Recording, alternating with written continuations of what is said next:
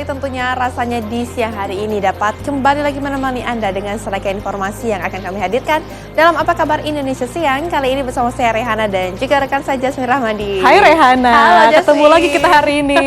Warna pink. Warna pink ya, nuansa pinky. Betul, gelinda ya. banget ya. Gelinda. Tapi ngomong-ngomong nih, kayaknya tuh kalau siang-siang enaknya tuh minum-minuman yang segar ya. Kamu biasa kalau minum ini bawa tumbler atau langsung beli terus udah gitu botolnya langsung kamu buang gitu aja? Harus bawa tumbler sih Re setiap hari. Karena satu, lebih ramah lingkungan daripada pakai botol plastik kan. Selain itu juga memastikan kita terus terhidrasi Re. Apalagi kadang-kadang juga kalau panas itu kan kita haus ya. Penting banget. Penting banget. Bawa nggak tumblernya? Bawa tuh ada di situ tuh. Jangan sampai ketinggalan. Jangan. Nggak boleh. Karena ada fenomena nih Re, baru-baru ini ada yang tumblernya ketinggalan sampai menghebohkan satu negara Republik Indonesia ini nih.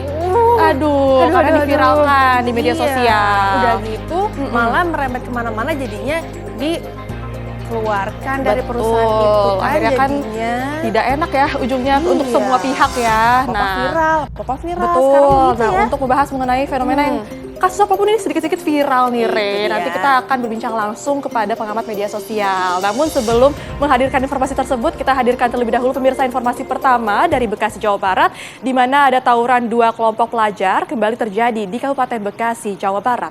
Ya, diketahui ini pemirsa para pelajar di sana juga ini terlibat tawuran di dua kelompok. Aduh, dibaca kepalanya. Dibaca kok. Mati udah. Aksi saling serang dua kelompok pelajar SMK ini terjadi di Jalan Villa Mutiara Gading, Kelurahan Kebalen, Babelan, Kabupaten Bekasi, Jawa Barat. Dua kelompok pelajar mempersenjatai diri dengan besi yang dibentuk menyerupai samurai untuk menyerang lawannya. Pasca tawuran, 16 pelajar dari dua sekolah menengah kejuruan swasta di kota dan Kabupaten Bekasi ini diamankan ke Polsek Babelan. Dari lokasi kejadian, petugas mengamankan dua bilah besi berukuran panjang, sebuah telepon genggam, dan 9 unit motor yang dikendarai pelajar saat tawuran.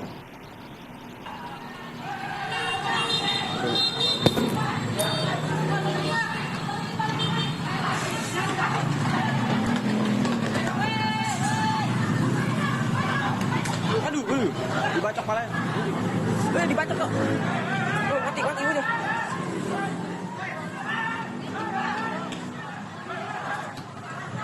Oski.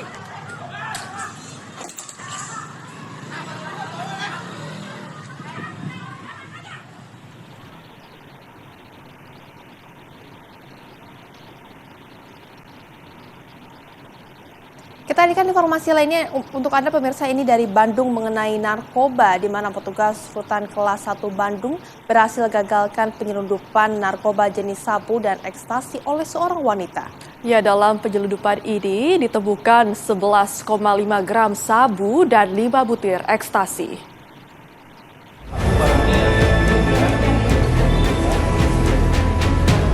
Aksi penyelundupan narkoba ke dalam Rutan Kelas 1 Bandung kembali terjadi. Seorang wanita muda yang hendak mengunjungi warga binaan nekat menyembunyikan sabu ke dalam organ intim demi mengelabui petugas. Upaya itu pun berhasil digagalkan setelah petugas melihat gerak-gerik mencurigakan. Kepala Rutan Kelas 1 Bandung Masyuri Alwi mengungkapkan bahwa petugas awalnya mencurigai gerakan tidak wajar dari pengunjung wanita tersebut ketika melewati pemeriksaan badan. Petugas juga melihat pengunjung ini memindahkan keranjang barang ke sakunya. Dari situ kecurigaan muncul dan pemeriksaan diperketat. Sehingga kecurigaan para petugas kami untuk memastikan kembali, menggeledah kembali sehingga mendapatkan sabu sebanyak 3 plastik. Namun bukan sampai saat itu, tetap dilanjutkan penggeledahan keseluruhan badan dan dicurigai masih ada barang yang akan disembunyikan sehingga dilakukan pemeriksaan kembali pada alat kelaminnya. Nah, di situ menemukan kembali sabu sebanyak 1 plastik besar dan 5 butir ekstasi. Saat ini pelaku langsung diserahkan ke pihak kepolisian bersama seluruh barang bukti untuk proses penyelidikan lebih lanjut, termasuk warga binaan yang memesan akan dilakukan pemeriksaan. Kasus ini kembali menjadi bukti bahwa penyelundupan narkoba ke dalam rutan kini semakin berani dan memanfaatkan berbagai cara ekstrim untuk menghindari pemeriksaan. Dari Bandung, Jawa Barat, Cepi Kurnia, TV One mengabarkan.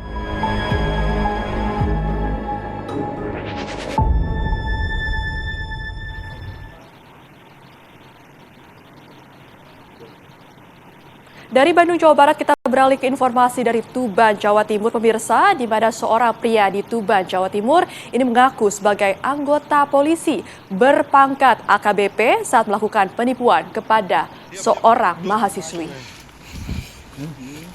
Pelaku diketahui selalu membawa pistol dan atribut ala aparat kepolisian saat menemui korban. Ayo duduk. Ini apa nih? Pelaku diketahui berhasil menipu dengan membawa ratusan juta rupiah uang korban. Modus pelaku berkenalan dengan korban melalui media sosial. Untuk meyakinkan korban, pelaku sering menunjukkan pistol dan baju palsu saat keduanya sedang video call. Setelah terjalin hubungan asmara, pelaku kerap meminta uang pada korban. Hingga pinjaman tersebut mencapai 170 juta rupiah.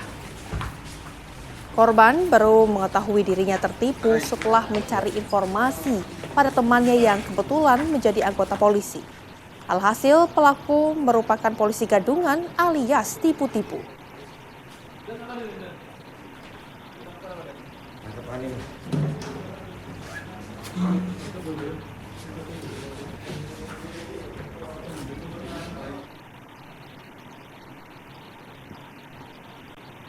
Kita hadirkan informasi lainnya untuk Anda pemirsa, ini mengenai kecelakaan mobil minibus menabrak beberapa gerobak makanan dan sepeda motor di Banjar, Jawa Barat.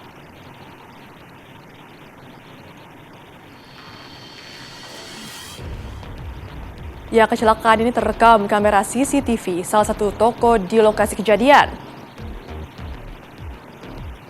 4 orang warga dan pedagang luka parah dan langsung dievakuasi ke RSUD Banjar. Sepeda motor dan gerobak dagangan juga mengalami rusak parah. Mobil ini tiba-tiba oleng ke kanan jalan hingga akhirnya menabrak sejumlah gerobak, motor, dan juga warga. Diduga sopir dalam kondisi lelah usai mengantar keluarganya ke rumah sakit.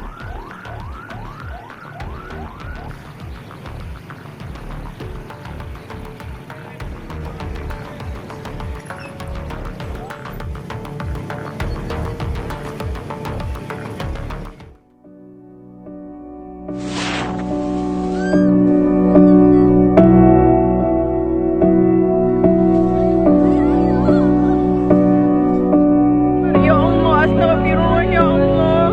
Tolong bantu kami semua nih, Kak. Allah Akbar.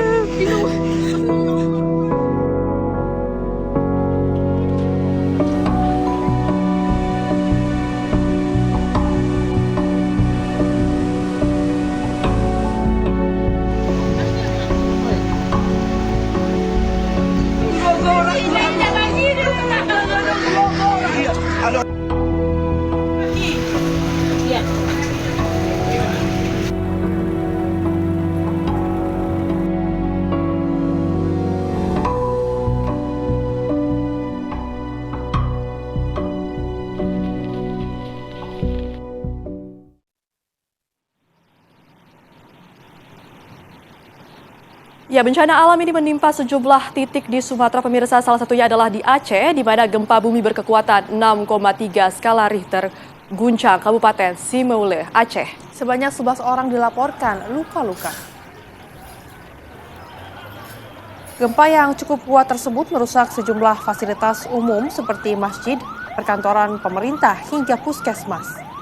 Selain merusak fasilitas publik, sebanyak 11 orang warga yang diketahui merupakan atlet yang sedang latihan ikut terluka karena reruntuhan plafon sehingga harus dilarikan ke rumah sakit terdekat. Hingga saat ini, petugas Badan Penanggulangan Bencana Daerah atau BPBD Simeulue masih terus mendata korban dan fasilitas yang rusak untuk dilaporkan ke pemerintah provinsi dan pusat.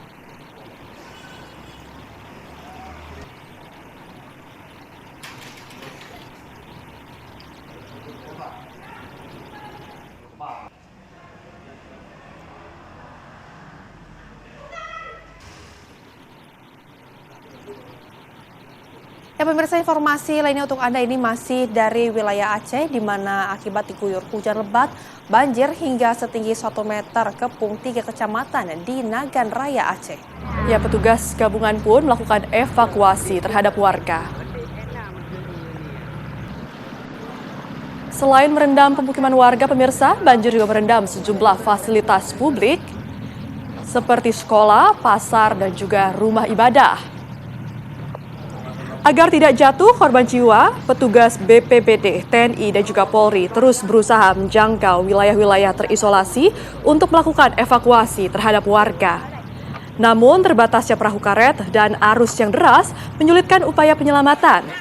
Banyak warga dilaporkan bertahan di atap rumah dan tempat-tempat yang lebih tinggi.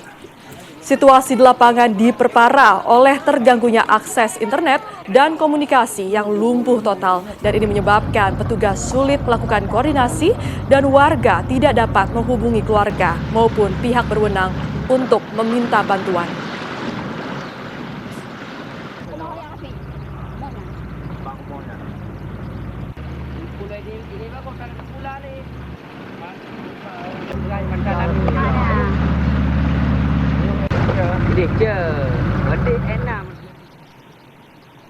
Pemirsa, Presiden Prabowo Subianto ini memerintahkan pemerintah pusat untuk mengirim bantuan, yakni terhadap 3 provinsi terdampak bencana, yakni adalah Aceh, lalu juga Sumatera Utara, dan tentunya Sumatera Barat. Ya pemirsa, adapun bantuan itu dikirim dengan pesawat baru A400M dan 3 pesawat Hercules dari Bandara Halim Perdana Kusuma, Jakarta Timur. 4 pesawat tersebut berisikan bantuan sesuai kebutuhan warga, seperti tim medis, obat-obatan, makanan, alat bantu listrik, alat komunikasi, 150 tenda, dan 64 perahu karet. Dalam proses pengiriman, pesawat akan terlebih dahulu mendarat di Padang, Sumatera Barat, lalu ke Bandara Silangit di Tapanuli Utara, Sumatera Utara. Sementara 1 pesawat lainnya akan menuju Banda Aceh dan Loh Sumawe, yang merupakan bandara terdekat dengan lokasi terdampak bencana.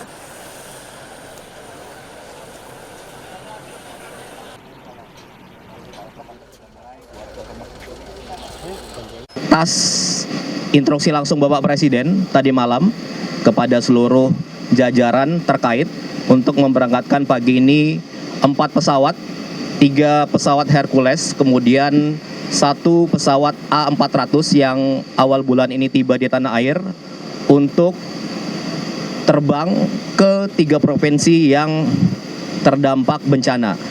Jadi akan ke Padang, Sumatera Barat, kemudian ke bandara terdekat di Tapanuli, itu tepatnya nanti akan ke Bandara Silangit, Sumatera Utara, kemudian 1 ke bandara di Banda Aceh dan Lok Sumawe, Aceh Utara, karena adalah bandara terdekat dengan lokasi terdampak. Untuk tanggap darurat itu tenda-tenda pengungsian, terus makanan dengan segala kebutuhan sehari-hari sudah dikirim. Dan kemarin kami juga melakukan rapat koordinasi dengan KL-KL terkait dan juga 3 gubernur, kemudian para bupati wali kota secara daring untuk mengupdate. Bagaimana kondisi dari adanya bencana alam saat ini, pemirsa? Untuk mengupdate informasi terkini sudah ada rekan kami, ada Yudi di Padang yang akan mengabarkan untuk Anda. Yudi, bagaimana kerusakan di sana? Silakan. Ya, selamat siang Rehana, Sofyan Nabila. Saya laporkan dari Kota Padang, Sumatera Barat, terutama di daerah Kecamatan Pau, di mana tadi malam banjir bandang susulan kembali terjadi setelah hujan lebat tidak ada hentinya dari sore kemarin hingga malam.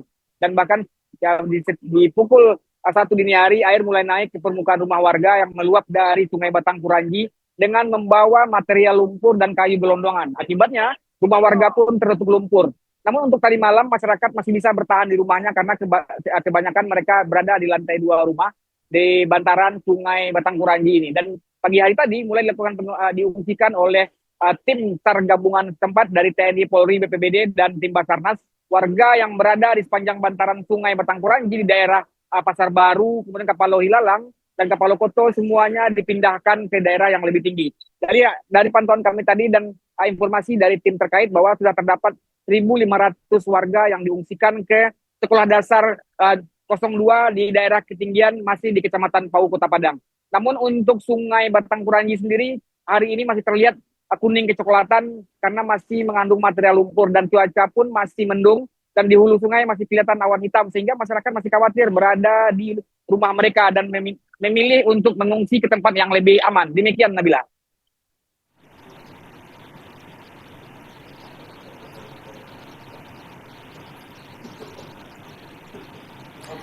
Ya Yudi, lalu apakah warga sekitar ini masih ada yang dievakuasi hingga kini?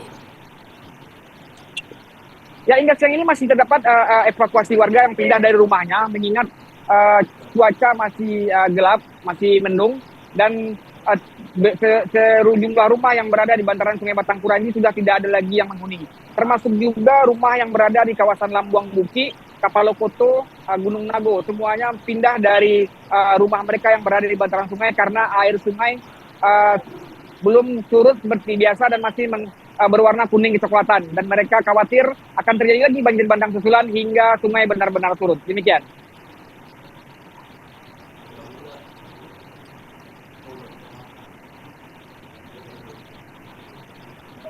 Baik, Yudi, lantas bagaimana dengan cuaca di sana hingga saat ini? Ya, pada saat saya melaporkan ini memang cuacanya lumayan panas ya daripada biasanya. Namun untuk anomali cuaca di sini gampang sekali berubah. Ketika sudah panas, namun tiba-tiba hanya berjarak 10 hingga 15 menit kembali mendung dan kembali turun hujan. Nah, ini adalah cuaca panas yang lumayan lama dibanding hari-hari yang kemarin. Tidak seperti biasanya yang selalu mendung. Nah, hari ini lumayan panas yang ini. Namun masyarakat masih mengkhawatirkan karena kelihatan di hulu sungai Batangkuranji itu bahwa suhunya masih dalam keadaan gelap. Artinya dalam keadaan mendung karena berada di hulu sungai. Sehingga masyarakat masih harus waspada dan khawatir hujan kembali turun. Demikian.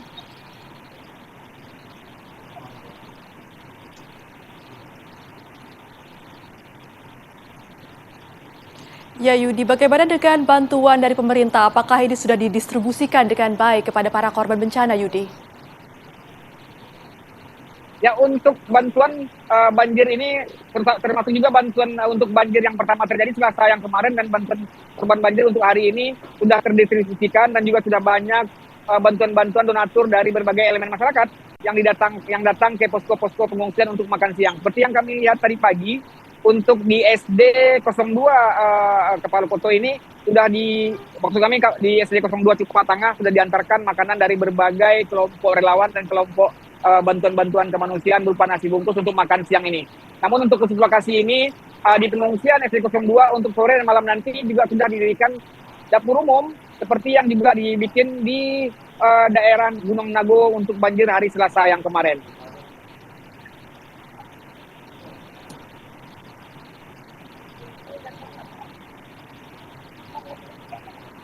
Baik, Yudi, lantas bagaimana dengan fasilitas kesehatan di sana? Apakah rumah sakit juga ikut terdampak? Ya, untuk tadi juga kami melihat ada satu klinik yang semuanya terendam lumpur pasca banjir ya. Namun untuk rumah sakit di sini sangat jauh sekali dari lokasi banjir, terutama untuk RSUD Padang maupun rumah sakit Semen Padang maupun rumah sakit RSUP Dr. M. Jamil jauh dari lokasi ini, sehingga untuk rumah sakit masih aman. Namun untuk beberapa klinik dan puskesmas juga ada yang terdampak dari banjir ini. Dan khusus pelayanan-pelayanan kesehatan yang ada di sini, di lokasi ini juga tidak terlalu banyak karena pelayanan kesehatan tersebut berada agak jauh dari lokasi banjir. Demikian, Rehana.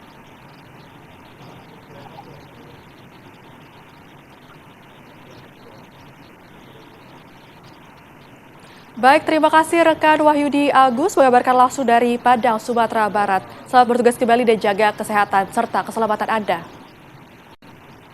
Ya, pemirsa, kita beralih ke informasi lainnya. Ini ada gelombang pengungsi korban banjir bandang di Tapatun Tengah, Sumatera Utara yang memang ini diketahui hingga saat ini juga masih melakukan pengungsian ke beberapa lokasi di sana.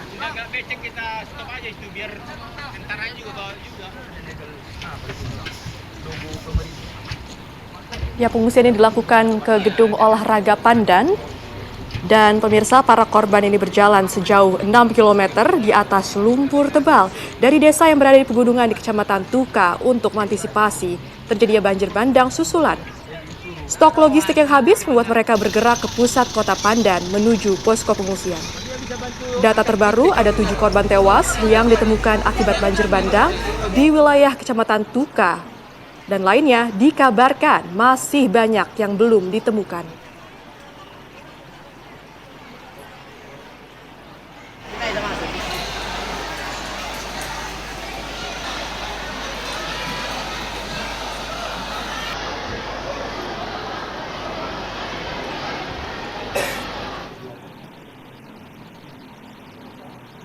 Ya pemirsa, berikutnya ini mengenai korban banjir bandang, di mana diketahui bahwa 7 korban banjir bandang di Kecamatan Batang Toru, Kabupaten Tapanuli Selatan, Sumatera Utara ini belum teridentifikasi pada petang kemarin dan dilakukan pemakaman massal di lokasi areal perkebunan.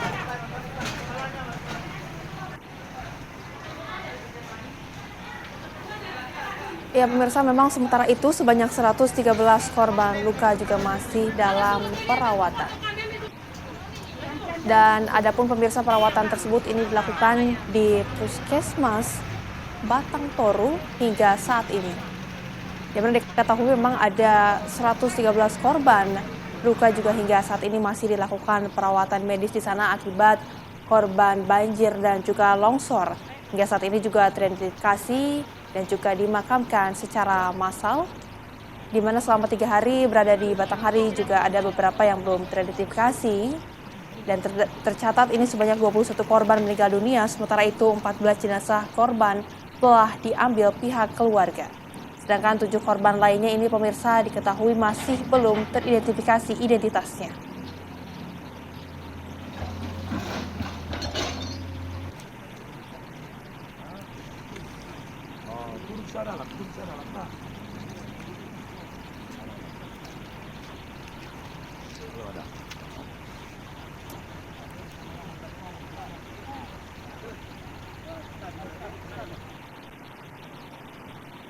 Ya, dan pemirsa tentunya usai jeda apa kabar Indonesia Siang akan kembali menemani Anda sesaat lagi. Tetaplah bersama kami.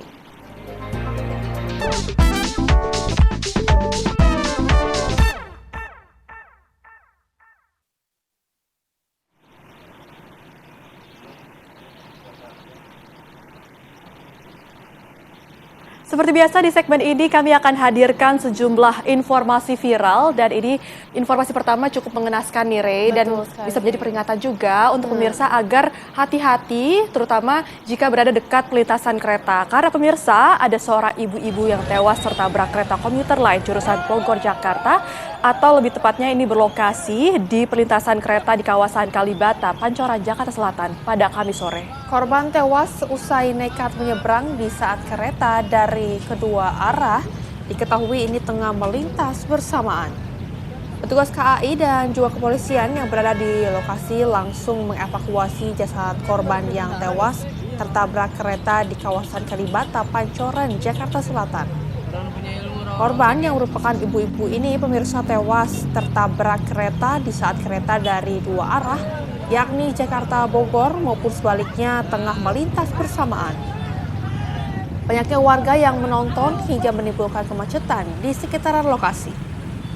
Jasad korban dibawa ke Rumah Sakit Cipto Mangunkusumo, Jakarta Pusat untuk kepentingan lebih lanjut. Kasus kecelakaan ini kini ditangani oleh pihak kepolisian wilayah Jakarta Selatan.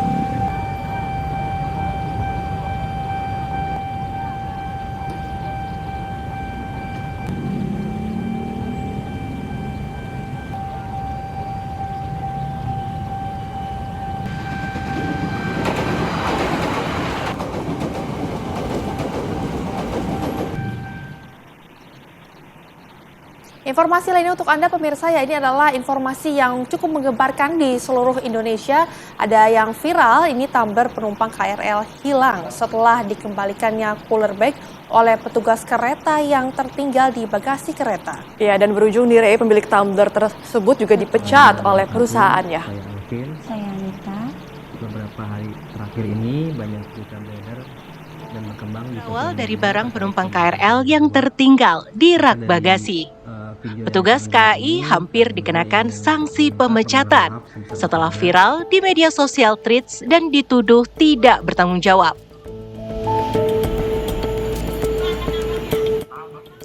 Akibat kecerobohan seorang penumpang KRL yang meninggalkan barangnya membuat kericuhan di media sosial.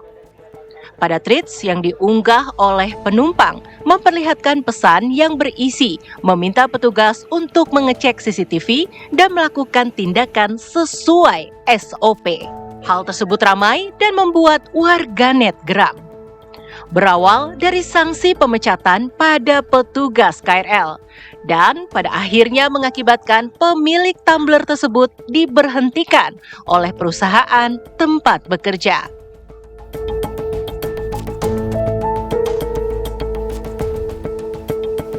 Tak hanya di situ, pemilik tumbler dalam video klarifikasi yang diunggah meminta maaf kepada petugas yang terkena dampak dari kecerobohannya dan mengakui kesalahan dari tindakannya.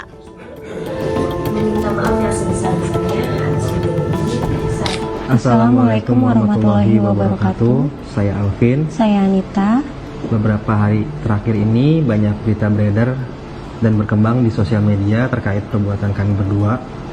Maka dari video yang kami buat ini, kami berdua ingin meminta permohonan maaf sebesar-besarnya, khususnya kepada saudara Argi dan semua pihak terkait yang terkena dampak dan dirugikan atas ucapan dan perbuatan kami berdua. Kami sangat sadar cara kami menyikapi kejadian ini sangat tidak bijak sehingga melukai banyak perasaan orang-orang di luar sana. Dan dari kejadian ini sebagai pembelajaran untuk kami agar lebih berhati-hati lagi ke depannya. Dari lubuk hati kami yang paling dalam, kami sangat meminta maaf yang sebesar-besarnya. Wassalamualaikum warahmatullahi wabarakatuh. Masyarakat pun menuntut pertanggungjawaban penumpang atas tindakannya yang membuat petugas KRL terancam dipecat. Bahkan terlihat dalam sebuah video, penumpang kereta api berhasil mengabadikan pengumuman yang disampaikan oleh petugas. Uniknya, secara detail, petugas mengumumkan tumbler sebagai salah satu barang berharga lainnya. Pengumuman tersebut sontak membuat penumpang tertawa. Ataupun barang berharga lainnya seperti tumbler, dihimbau untuk yang membawa tumbler dihimbau untuk selalu menjaga barang bawaannya agar tidak merasa kehilangan, tertukar ataupun ditukar. Kehilangan bukan tanggung jawab perusahaan. Atas selanjutnya kami ucapkan terima kasih. Pemberhentian selanjutnya Stasiun Karawang. Petugas mengimbau kepada seluruh penumpang kereta untuk tetap menjaga barang bawaan agar tidak tertukar, tertinggal, ataupun ditukar sebagai bentuk tanggung jawab pribadi. Ya, Ray, tadi kita sudah membahas ya, banyak sekali kasus-kasus di Indonesia ini yang ujung-ujungnya viral, dikit-dikit viral di sosial media. Iya, benar banget ya. Iya, termasuk kasus mengenai hilangnya tumbler di KRL ini. Nah, untuk membahas mengenai hal ini, kita saat ini sudah bergabung.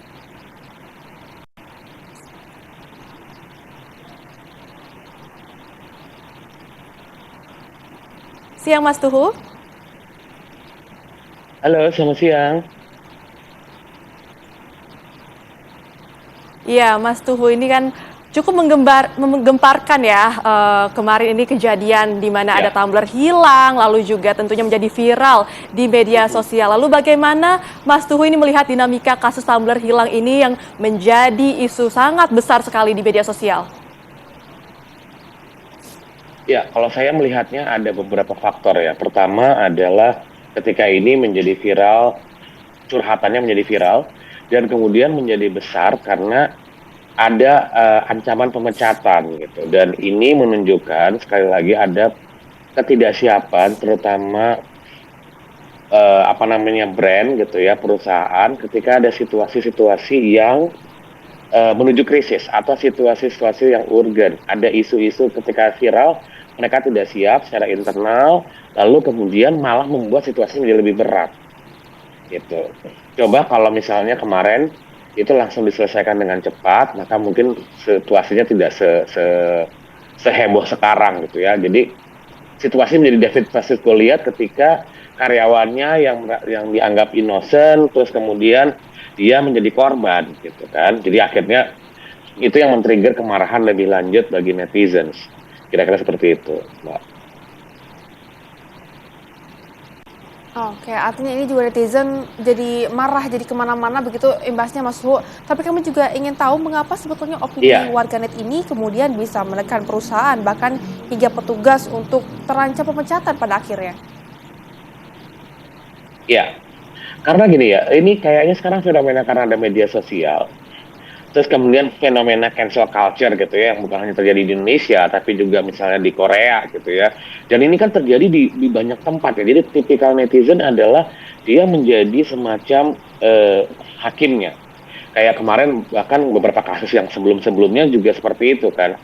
Jadi kemudian ancamannya melebar kemana-mana kayak si pelakunya kemudian perusahaannya diancam untuk kemudian untuk dipecat dan lain-lain gitu ya. Jadi kayak ada hukumannya hukuman sosial gitu dan ini menarik di Asia sepertinya seperti itu gitu ya. Jadi kayak pressure komunitas komunal itu memberikan pressure pada perusahaan untuk quote unquote memberikan hukuman gitu ya. Satu sisi itu juga bagus untuk balance gitu ya, sebagai keseimbangan memonitor. Tapi di sisi lain kadang-kadang juga bisa jadi berbahaya kalau itu menjadi terlalu jauh gitu ya. Kayak ini kan perusahaan dari yang ceweknya dan juga yang laki-lakinya juga ditekan kan sekarang ini gitu ya.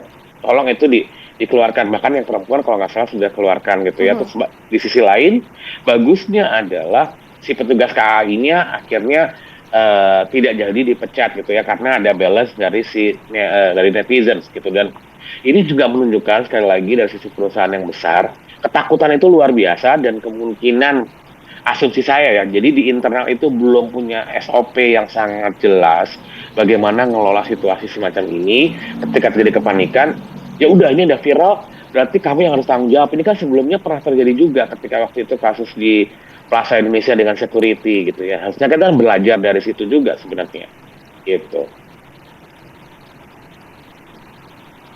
Iya, Mas Tuhu tadi sebutkan mengenai cancel culture ya yang semakin marak akhir-akhir ini. Tentunya tepatnya di Asia begitu. Apakah ini juga merupakan bentuk trial ataupun pengadilan yang dilakukan di sosial media yang semakin marak akhir-akhir ini, Mas? Betul sekali. Itu di Asia kayaknya trennya seperti itu ya. Trial by media sosial gitu ya. Di satu sisi ini menarik fenomena ini gitu ya. Jadi ada sebuah balance of power gitu ya, keseimbangan untuk memonitor publik. Tapi masalahnya ini juga nanti bisa menjadi sangat rapuh dalam artian bisa ditunggangi gitu ya, bisa publik ini kalau secara teoretikal itu kan disebutnya wisdom of crowd. Tapi ternyata crowd itu tidak benar-benar wisdom, dia bisa juga dimanipulasi oleh kepentingan-kepentingan lain atau bisa menjadi terlalu di luar batas gitu ya. Kayak yang sekarang beberapa perusahaan yang terlibat juga akhirnya terlibat dalam artian dia berafiliasi dengan pelaku-pelaku di dalam dalam situasi ini juga kemudian terimbas gitu. Dan ini kan kalau saya bilang sama corporate kita harus hati-hati dengan situasi kayak begini. Kadang-kadang kita mikirnya kalau ada masalah itu karena kesalahan dari perusahaan. Nah ini kan kesalahan pribadi dari kebetulan pegawainya kemudian mengimbas pada perusahaan gitu. Dan ini yang harus diantisipasi juga, trial by netizen dan trial by the social media harus diantisipasi oleh perusahaan bagaimana dia mengelola situasi semacam ini, termasuk tuku gimana dia mengelola situasinya gitu kan jadi penting kan. Dan ini harus diantisipasi oleh semua perusahaan atau bahkan individu ya, entitas individu yang kemudian dia menjadi seorang public figure misalnya. Oke, artinya ini perlu adanya monitoring juga dari perusahaannya itu ya Mas, karena kan ini kesalahan juga bukan hanya dari perusahaannya, tapi individunya juga mana tahu ini yang salah adalah individunya yang berimbas juga kepada perusahaannya. Tapi Mas ini juga sedikit mungkin pelajaran bagi publik agar tidak mudah menghakimi ini harusnya seperti apa Mas? Nah itu juga, jadi publik juga harus bisa kalau tadi kita lagi diskusi juga gitu ya, bahwa publik ini juga harus lebih rasional melihat situasi gitu ya, sejauh mana dia menekan gitu ya, jangan sampai ini menjadi menekannya itu jadi membabi buta gitu ya, semuanya disalahkan gitu. Bahkan perusahaan-perusahaan yang tidak terlibat di situ pun jadi terlibat karena ada salah satu oknum pegawainya yang ada di dalam situ misalnya. Dan jangan sampai juga kadang-kadang kan netizen ini jadi mengulik-ngulik hal-hal yang sangat pribadi, misalnya dia menyerang anaknya. Dalam beberapa case dia menyerang keluarga orang tuanya, itu kan kasihan juga ya. Dalam artian misalnya nih, oke, orang ini bersalah. Tapi apakah kemudian pantas kita menyerang keluarga terdekatnya dia yang tidak tahu apa-apa terhadap situasi ini gitu. Jadi sebagai netizen kita juga harus punya etika gitu ya, sejauh mana mungkin memang ada ketidakadilan, sejauh mana itu memang ada kesalahan, tapi terus kemudian sejauh mana kita boleh menumpahkan kemarahan gitu ya, dibatasin gitu, karena kita sebagai manusia juga kan tidak sempurna. Bayangkan kalau itu nanti terkena pada keluarga kita atau bahkan nanti mungkin diri kita sendiri. Jadi kita juga harus mempunyai batasan-batasan dan toleransi serta etika kaitannya dengan itu.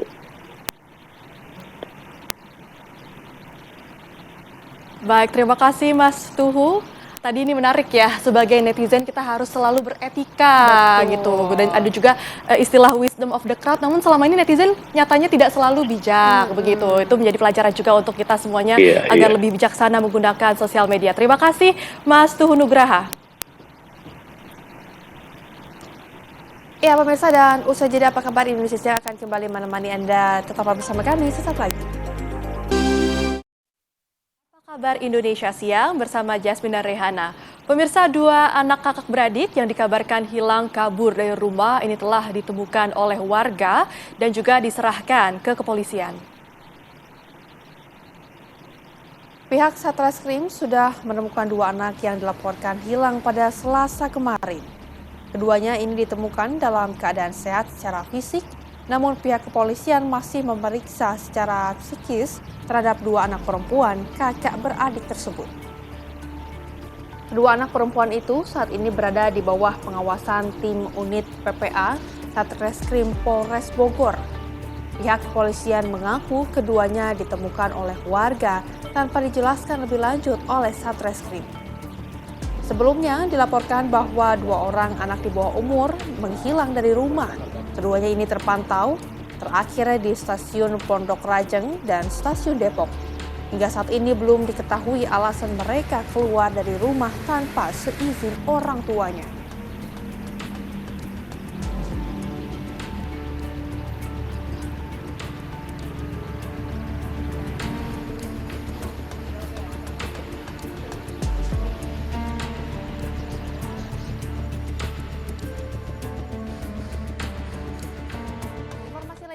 Pemirsa, ini adalah mengenai kasus Alvaro Kiano Nugroho.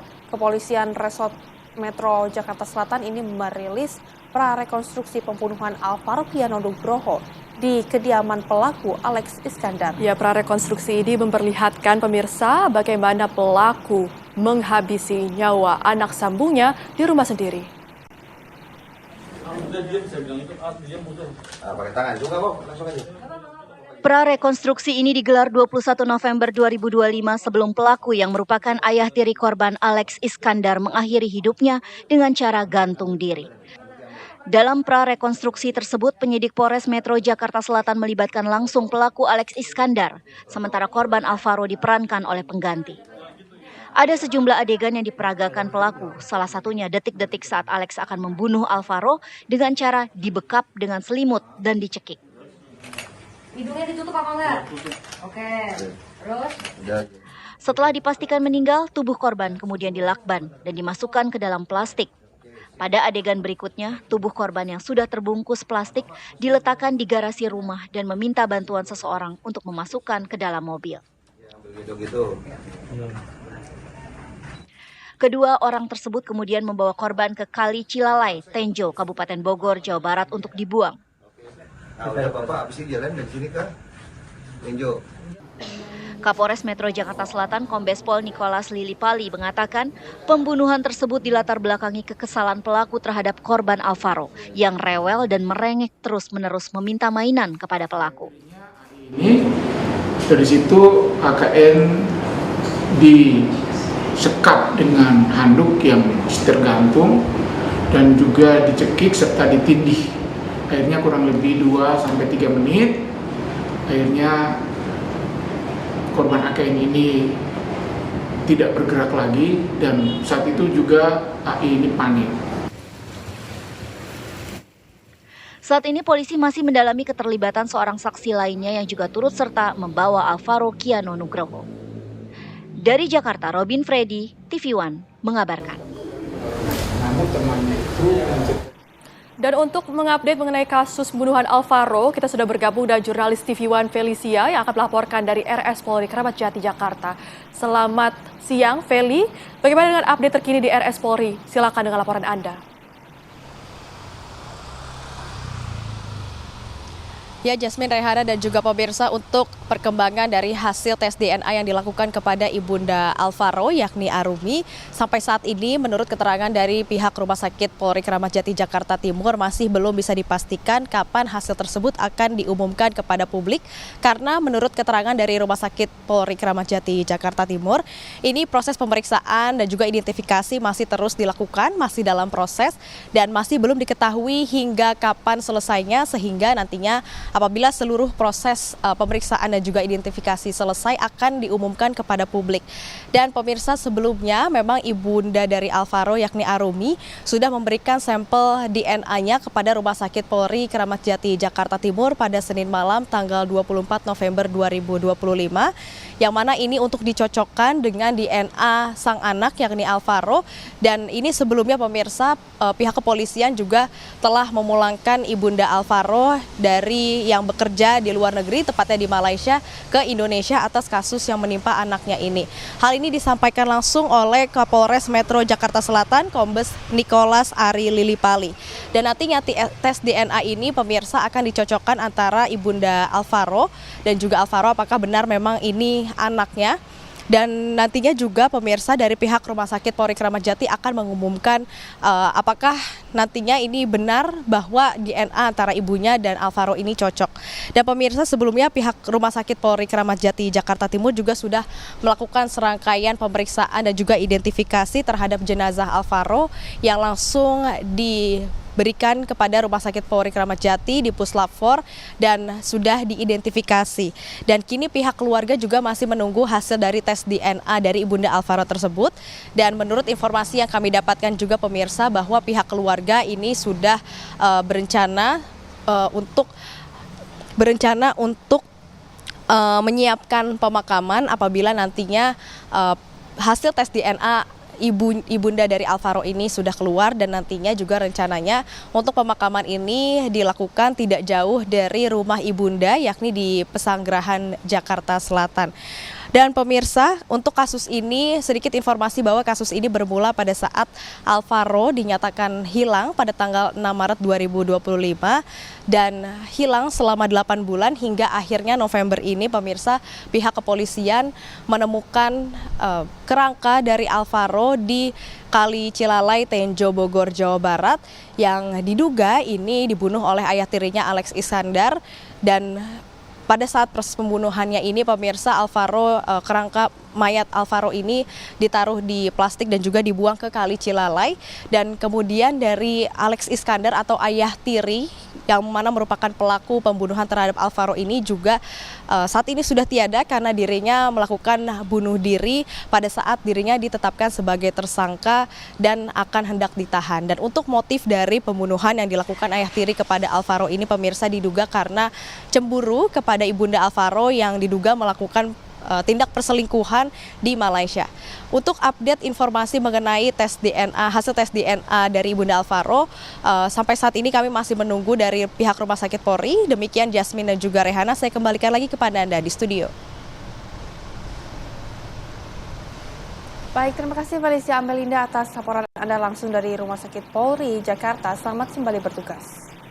Ya, apa kabar Indonesia Siang akan kembali hadir dengan sejumlah informasi menarik lainnya. Tetaplah bersama kami. Kembali bersama kami di Apa Kabar Indonesia Siang, pemirsa, puluhan bangunan dan lapak pedagang liar di sekitar jembatan dan sempadan Sungai Besuk Kopokan di Lumajang, Jawa Timur dibongkar oleh petugas gabungan.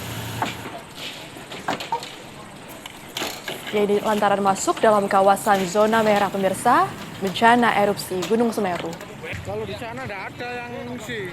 Pembongkaran lapak dan bangunan liar ini secara tegas dilakukan setelah diputuskan bahwa area sekitar jembatan Besukoboan yang berjarak kurang lebih 14 km dari puncak Gunung Semeru masuk dalam kawasan zona merah bahaya erupsi Gunung Semeru. Keputusan pembongkaran ini diambil setelah diperoleh kesepakatan dari berbagai pihak, di antaranya Balai Besar Pemeliharaan Jalan, Pemkab Lumajang, dan Perhutani dengan tujuan untuk keselamatan warga.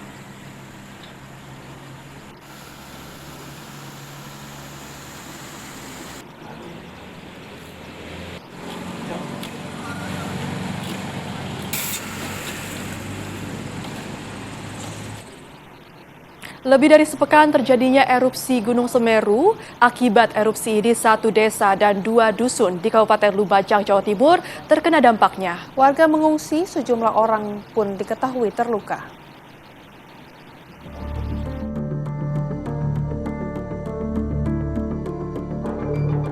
Erupsi Gunung Semeru pertama kali terjadi pada Rabu siang 19 November 2025. Guguran awan panas mencapai 8 km ke arah Curah Kobokan. Material bahkan melewati jembatan Geladak Perak. Saat awan panas sampai di jembatan Geladak Perak, jembatan sudah dikosongkan dari pengendara yang melintas. Untuk sementara waktu, akses di jembatan Geladak Perak ditutup. Hari kedua erupsi menimbulkan kerusakan di sejumlah area permukiman warga di Kabupaten Lumajang, Jawa Timur. Erupsi ini bisa disebut erupsi besar karena berlangsung selama beberapa jam. Semeru memuntahkan beragam material vulkanik, termasuk awan panas guguran yang menerjang sejumlah desa.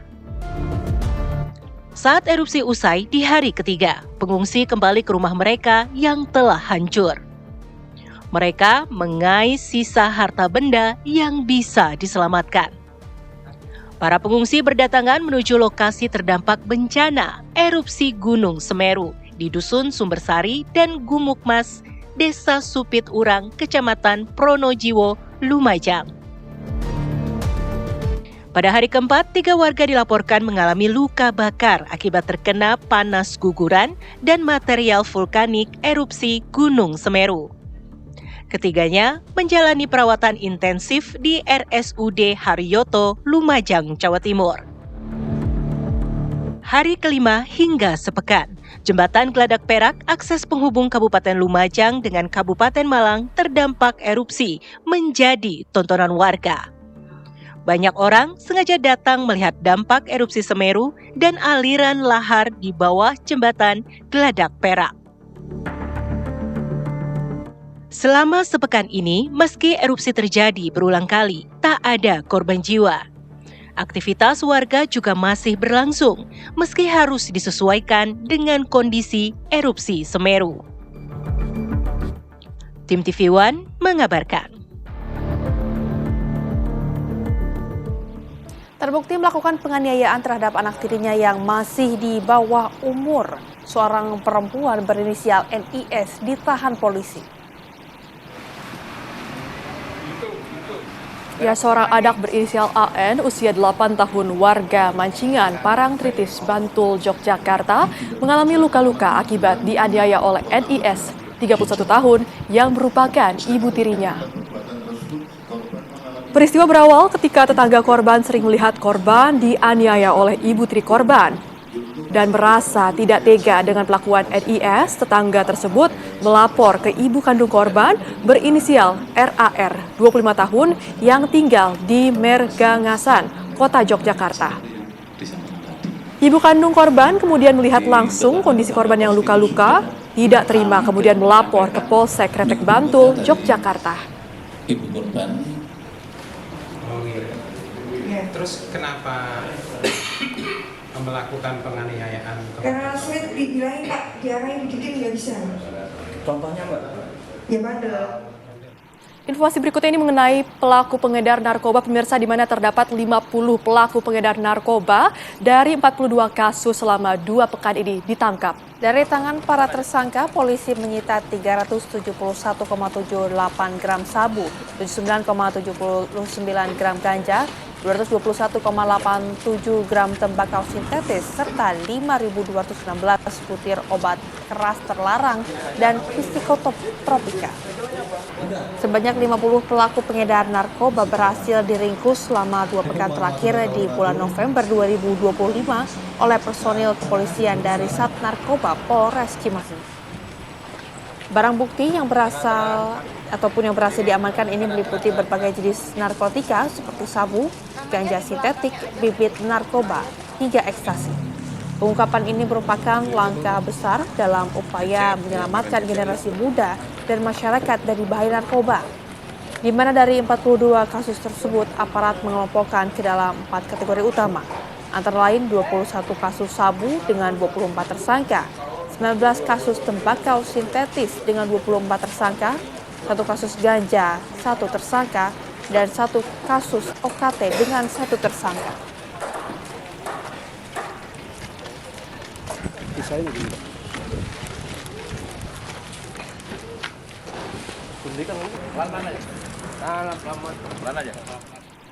Dan pemirsa, usai jeda apa kabar Indonesia Siang akan kembali menemani Anda sesaat lagi, tetaplah bersama kami.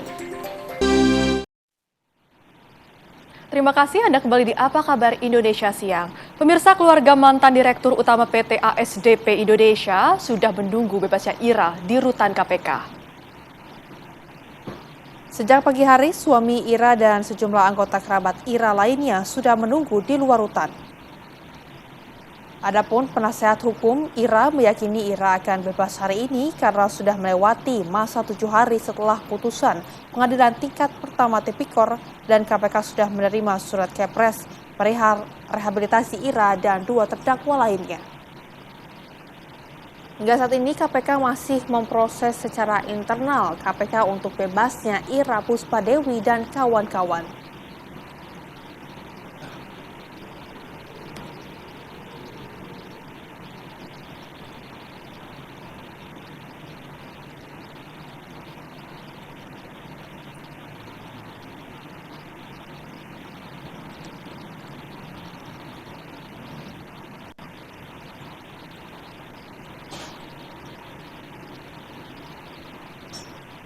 Komisi Pemberantasan Korupsi pagi ini diketahui sudah menerima surat keputusan Presiden atau Kepres terkait pemberian rehabilitasi terhadap 3 terdakwa dalam kasus ASDP Ira Puspadewi. Ya, saat ini KPK masih terus memproses secara internal surat rehabilitasi tersebut. Ada beberapa proses ya yang sedang berjalan di internal kami. Tentu ada hal-hal administratif yang harus kami lakukan ya untuk nanti kemudian melakukan tindak lanjut ya atas keputusan Presiden terkait dengan rehabilitasi dalam perkara ASDP ini. Berapa lama proses internal tadi Mas? Kira-kira jam berapa ini pembebasannya akan dilakukan Mas? Ya. Secepatnya ya, jadi nanti kami akan update terus ke teman-teman, jadi nanti kita sama-sama tunggu karena ini memang masih berjalan. Mas, bagaimana dengan 3 atau gimana sih Mas? Ya, termasuk itu nanti kami akan pelajari ya terkait dengan surat keputusan rehabilitasi itu seperti apa ya.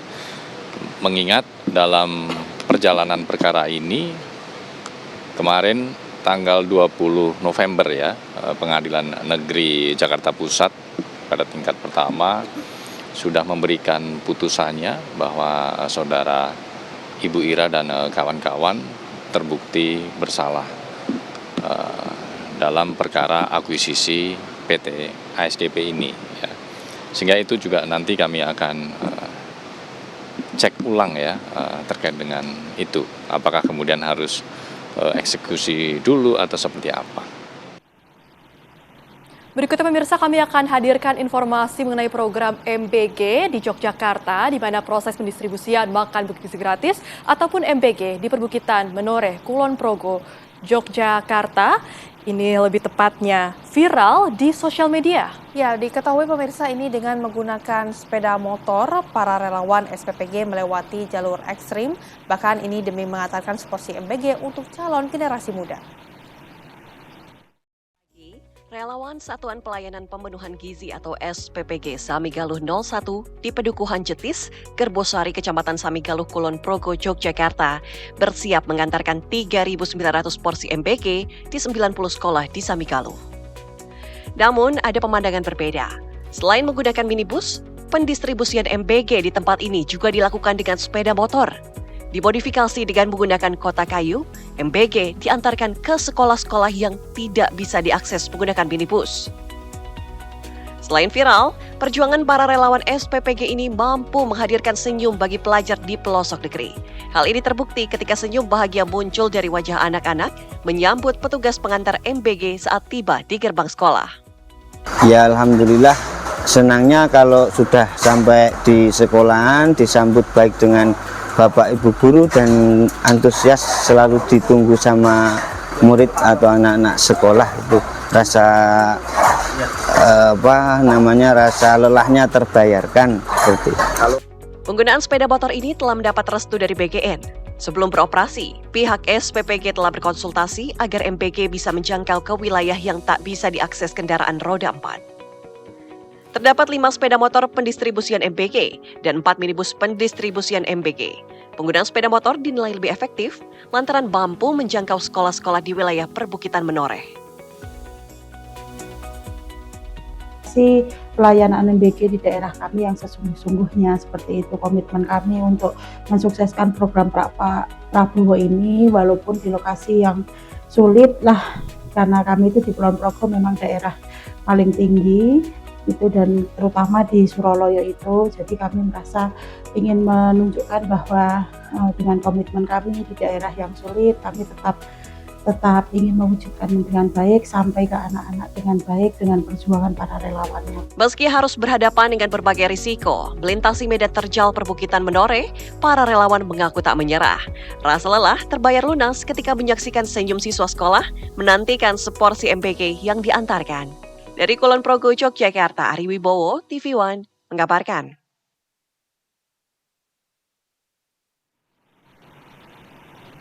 Pemirsa, kita beralih ke informasi lainnya untuk Anda ini mengenai banjir yang diketahui semakin deras yang berada di Kota Padang, Sumatera Barat. Luapan air ini pemirsa sudah mencapai jalan raya dengan debit sangat deras.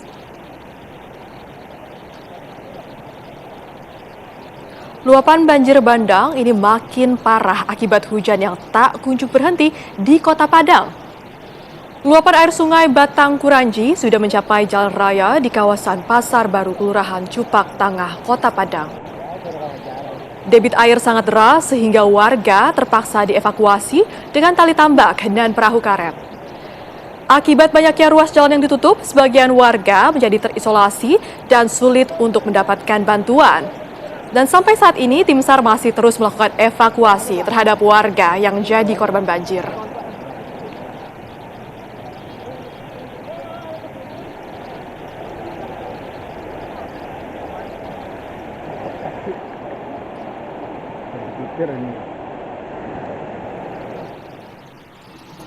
Tak hanya di Kota Padang, pemirsa, banjir bandang juga terjadi di Tapanuli, Sumatera Utara, atau lebih tepatnya pemerintah Kabupaten Tapanuli Tengah, Sumatera Utara ini menyatakan jumlah korban tewas akibat bencana longsor dan banjir bandang ini sudah mencapai 47 orang. Sementara itu, pemirsa 51 dinyatakan masih hilang. Menurut Sekretaris Daerah Kabupaten Tapanuli Tengah, bahwa jumlah korban tewas yang masih hilang itu datanya masih dari 4 kecamatan dari total 20 kecamatan. Sementara jumlah pengungsi tercatat 600 orang lebih yang tersebar di beberapa lokasi. Para warga terdampak memilih bertahan di rumah mereka sembari melakukan aksi bersih-bersih. Minimnya alat berat dan sulitnya akses jalan menuju lokasi bencana longsor dan banjir memperlambat proses pencarian. Salah satu daerah terparah akibat bencana banjir bandang adalah wilayah Kecamatan Tuka. Banjir bandang bercampur kayu-kayu raksasa dan lumpur memporak-porandakan kampung hutan Abolon, Kecamatan Tuka yang hingga saat ini belum bisa ditembus oleh tim SAR gabungan.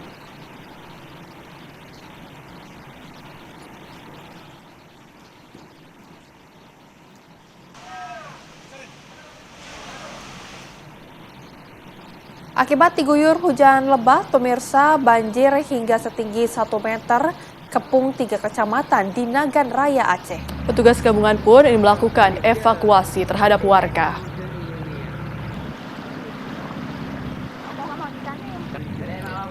Ya, selain merendam pemukiman warga, banjir juga merendam sejumlah fasilitas publik seperti sekolah, pasar, dan juga rumah ibadah. Agar tidak jatuh korban jiwa, petugas BPBD, TNI, dan Polri terus berusaha menjangkau wilayah-wilayah terisolasi untuk melakukan evakuasi terhadap warga. Namun, terbatasnya perahu karet dan arus yang deras menyulitkan upaya penyelamatan. Banyak warga yang dilaporkan bertahan di atap rumah dan tempat-tempat yang lebih tinggi. Dan pemirsa, situasi di lapangan ini juga diperparah oleh terganggunya akses internet dan komunikasi yang lumpuh total menyebabkan petugas sulit melakukan koordinasi dan warga tidak dapat menghubungi keluarga maupun pihak berwenang untuk meminta bantuan.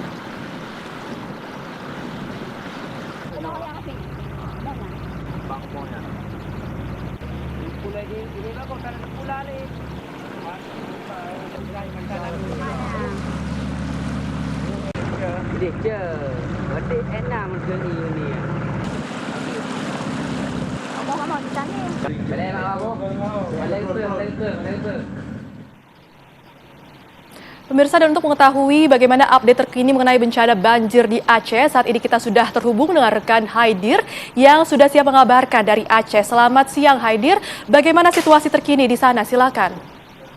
Ya, situasi terkini pada hari ketiga banjir yang melanda Aceh, untuk Nagan Raya sendiri hingga saat ini air masih bertahan di kondisi 1 meter dan masih diawasi oleh petugas. Petugas juga sudah meminta masyarakat untuk segera melakukan evakuasi dan tenda darurat pun telah didirikan oleh petugas agar dalam waktu secepat mungkin bisa menyelamatkan diri jika memang ketinggian air makin tinggi. Itu untuk Nagan Raya. Untuk Aceh Tengah sendiri hingga saat ini masih terisolir dari berbagai arus transportasi masih putus, alat komunikasi masih terputus, dan listrik juga masih padam. Sehingga sangat sulit sekarang untuk diakses untuk wilayah Aceh Tengah. Untuk korban jiwa di Aceh Tengah sendiri ini sudah berada di 15 orang meninggal dunia dan ada 1.700 lebih sudah mengungsi. Pemerintah Kabupaten Tengah sendiri sangat berharap agar pemerintah pusat segera turun ke Aceh Tengah menggunakan helikopter untuk memberikan bantuan karena tidak ada akses transportasi untuk memberikan logistik pada masyarakat yang hari ini makin terisolir akibat banyaknya jalan yang putus di wilayah Aceh Tengah. Sementara itu juga hari ini di Aceh Barat sendiri ada 9 kecamatan hari ini terendam banjir setinggi 1 meter juga. Dan pihak pemerintah Aceh Barat juga telah melakukan membuka dapur umum dan tenda-tenda pengungsian. Ini menjadikan banjir terparah mungkin dalam 20 tahun terakhir yang terjadi di Aceh, di mana hampir seluruh Aceh hari ini digenangi banjir dan tanah longsor. Demikian untuk sementara.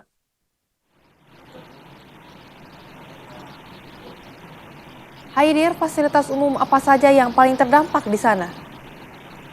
Untuk saat ini paling berdampak itu jalur transportasi itu jembatan dan jalan raya, jalan penghubung antar kabupaten, antar desa, bahkan antar kecamatan. Sehingga inilah yang membuat petugas di lapangan itu sangat sulit menjangkau daerah itu sulit untuk melakukan evakuasi warga. Ditambah lagi dengan komunikasi yang terputus dalam 3 hari terakhir ini semakin mempersulit upaya dari petugas untuk melakukan memberikan informasi kepada pihak-pihak berwenang ataupun masyarakat yang ingin menginformasikan keberadaan mereka itu sangat sulit untuk saat ini.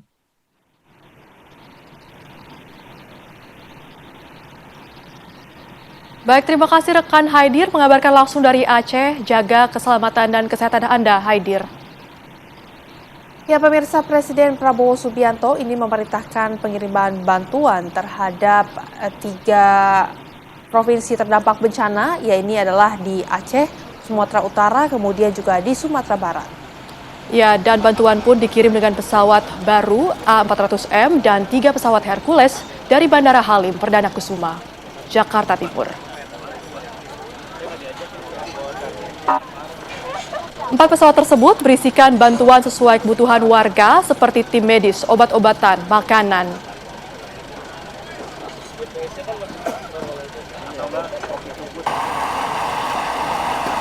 Dan juga alat bantu listrik. Dalam proses pengiriman, pesawat akan terlebih dahulu mendarat di Padang, Sumatera Barat lalu ke Bandara Silangit di Tapanuli Utara, Sumatera Utara. Sementara satu pesawat lainnya akan menuju Banda Aceh dan Lok Semawe yang merupakan bandara terdekat dengan lokasi terdampak bencana.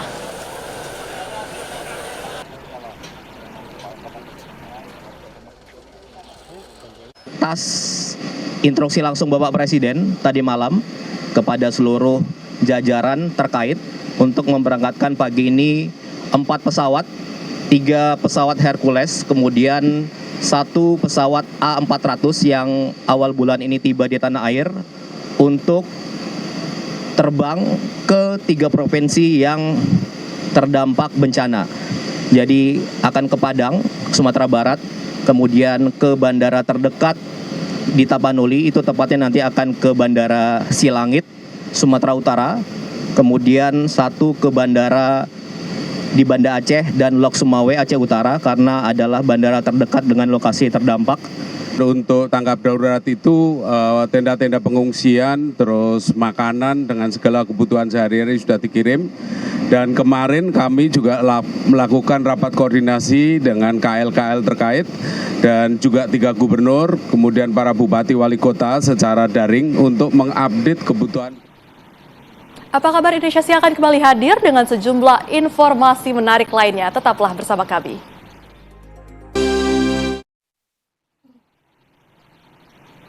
Anda kembali bersama kami di Apa Kabar Indonesia Siang. Pemirsa, gelombang pengungsi korban banjir bandang di Tapanuli Tengah yang ada di Sumatera Utara ini terus bergerak menuju posko pengungsian di Gedung Olahraga Pandan. Pokoknya nanti kita udah agak becek, kita stop aja itu biar tentaranya juga bawa juga. Ya, para korban berjalan sejauh 6 km di atas lumpur tebal dari desa yang berada di pegunungan di Kecamatan Tuka untuk antisipasi terjadinya banjir bandang susulan. Stok logistik yang habis membuat mereka bergerak ke pusat kota Pandan menuju posko pengungsian. Data terbaru ada 7 korban tewas yang ditemukan akibat banjir bandang di wilayah Kecamatan Tuka. Lainnya dikabarkan masih banyak yang belum ditemukan.